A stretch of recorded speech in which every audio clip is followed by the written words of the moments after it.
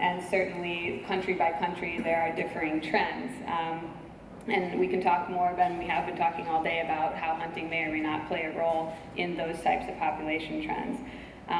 But in addition to just looking at the abundance, we've seen a significant loss in the range. This is due to many different issues that are affecting not just lions but other African wildlife, and we're looking at approximately 80% loss of historic range for lions. This is significant pressure on the species' survival.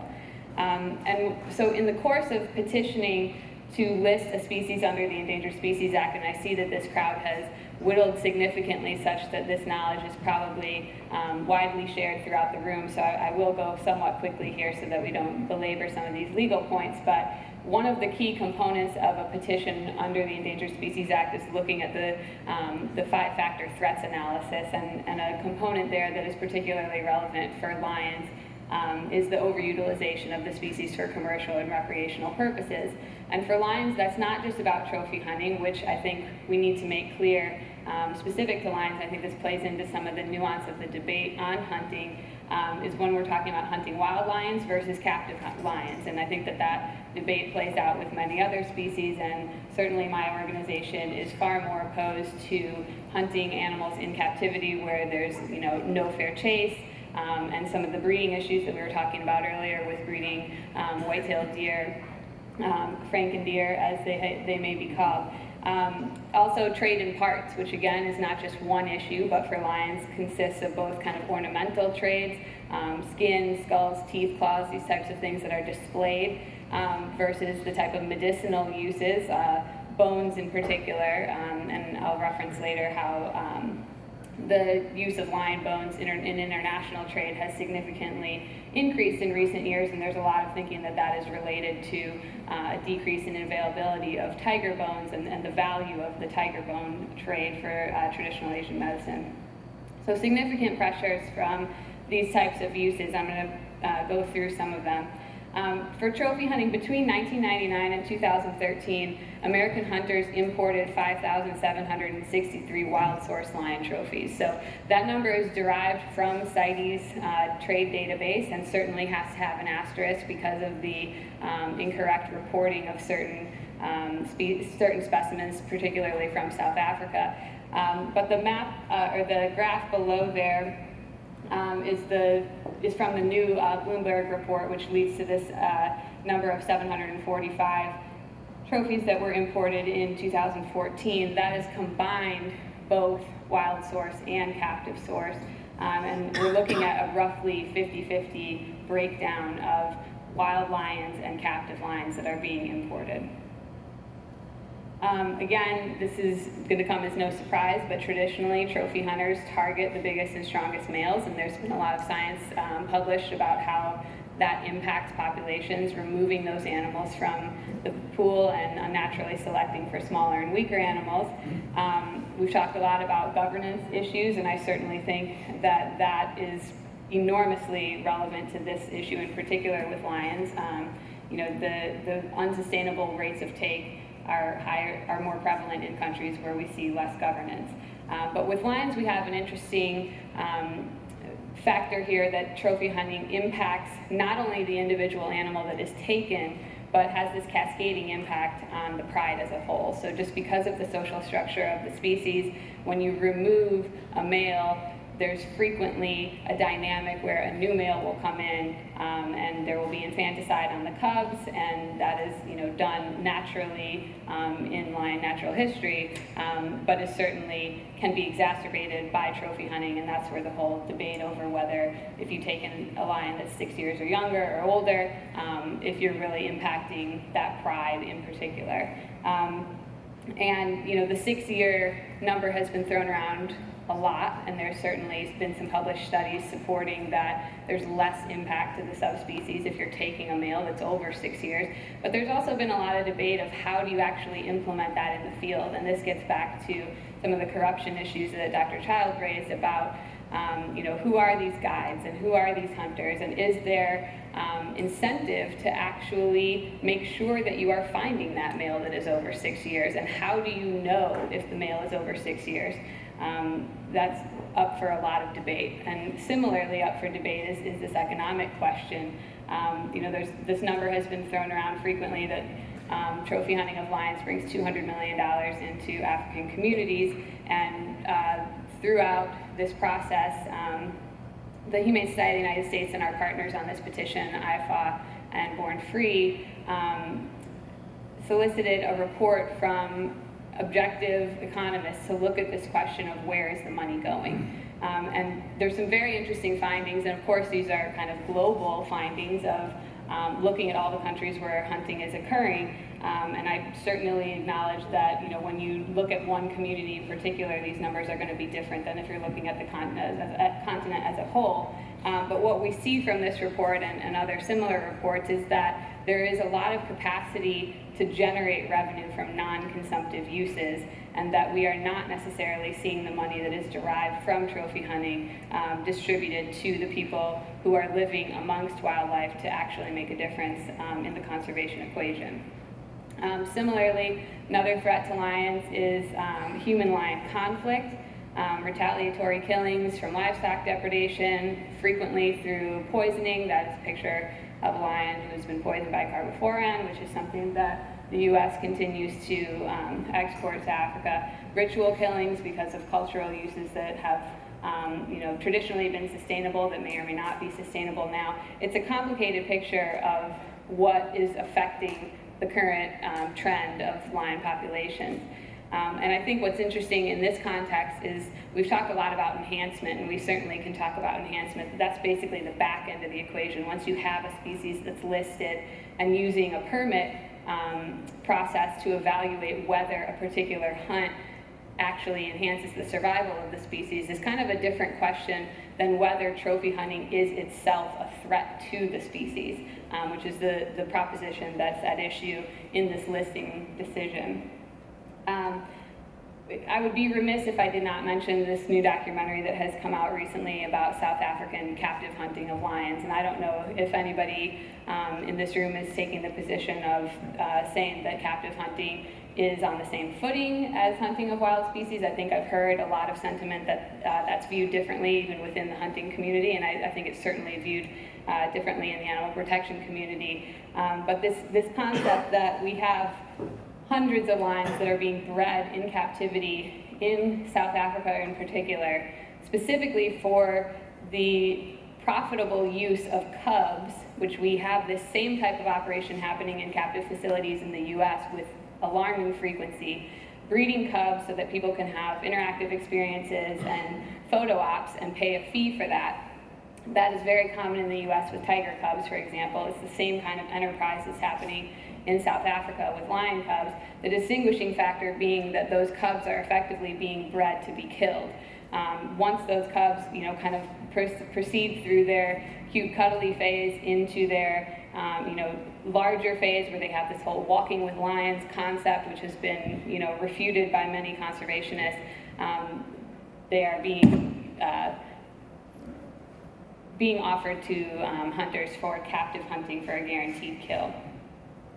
And just quickly, this is a little bit off topic, but I just wanted to mention it just because it's not really something we've discussed today, but there's a lot of questions about the conservation impacts of these types of interactive experiences with cubs in particular, and the types of, you know, entertainment depictions of these imperiled species, and what that does to the conservation ethos of the people who are participating or viewing those images. And we do have some published studies that suggest fairly clearly that when people see endangered animals being depicted in kind of media, in entertainment media or through these types of interactive experiences, that they actually are led to believe that the animal is not endangered, because how could an endangered animal be available for this type of use? It also increases the demand for exotic pets and decreases the likelihood that people will contribute to conservation efforts. Similarly, we have this question of all of this captive breeding and there not being a lot of oversight, and where are these animals ending up, and particularly this is an issue with tigers, but I think it's also relevant to lions of, you know, we have so many being bred in captivity, and are those animals actually ending up contributing to wildlife trafficking internationally for parts? Similarly, another impact on lions is this issue of the parts trade. The U.S. is a top importer of lion parts, but again, perhaps more broadly from the conservation, more importantly for a conservation perspective, is this issue of lion bones being used as substitutes for tiger bone in traditional medicine, and that really increasing the value of dead lions effectively.